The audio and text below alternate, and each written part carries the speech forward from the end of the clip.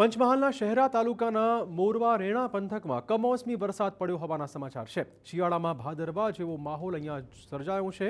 સવારથી બદલાયેલા વાતાવરણ બાદ કમોસમી વરસાદ પડી રહ્યો છે। ચોમાસું બેઠું હોય તેવા ઘનઘોર વાદળો અને વાતાવરણ દેખાયું હતું। આ દ્રશ્યો પંચમહાલથી સામે આવ્યા છે, જ્યાં સવારથી મોસમનો મિજાજ બદલાયો હતો અને માવઠું પડી રહ્યું છે।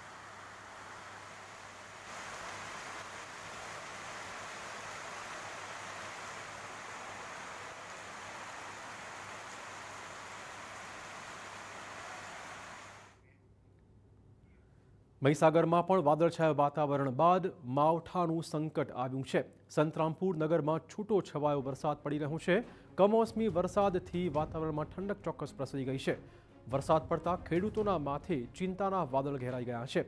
રવિ પાકમાં નુકસાન જવાની ખેડૂતોને હવે ભીતિ પણ સતાવી રહી છે।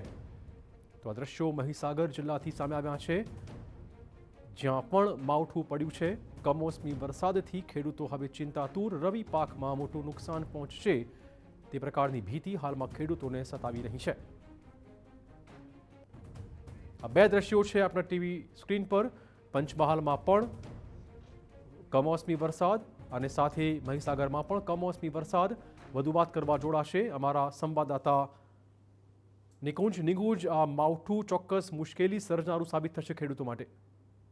ચોક્કસથી પંચમહાલ અને મહીસાગર જિલ્લાની વાત કરવામાં આવે તો બંને જિલ્લામાં આજે 2 દિવસ ઉપરાંતના સમયથી વાદળછાયું વાતાવરણ વચ્ચે આજે અચાનક પલટો આવ્યો હતો અને જે પંચમહાલ જિલ્લાના જે શહેરા તાલુકાના રેણા મોરવા ગામ તેમજ આજુબાજુના ગ્રામ્ય વિસ્તારોમાં વરસાદ વરસ્યો છે, જેને લઈને જે ખેતરની અંદર જે ઘઉંનો પાક જે છે તે ક્યાંક ને ક્યાંક ક્ષતિગ્રસ્ત થાય તેવું જ ખેડૂતો ચિંતામાં મુકાયા છે। તો બીજી તરફ મહીસાગર જિલ્લાના જે સંતરામપુર નગર છે તેમાં પણ છૂટો છવાયો વરસાદ વરસ્યો છે।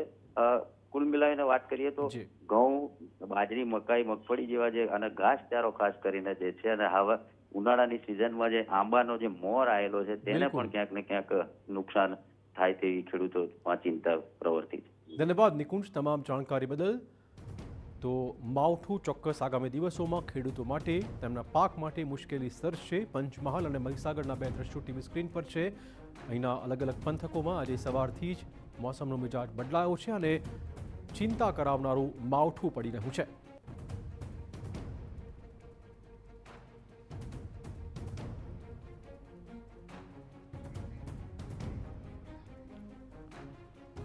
તો આગાહી પ્રમાણે જ અલગ અલગ વિસ્તારોમાં અત્યારે માવઠું પડતું હોવાના સમાચાર મળી રહ્યા છે। સંતરામપુર નગરમાં છૂટો છવાયો વરસાદ પડ્યો છે। રવિ પાકમાં એક મોટા નુકસાનની શક્યતાઓ છે।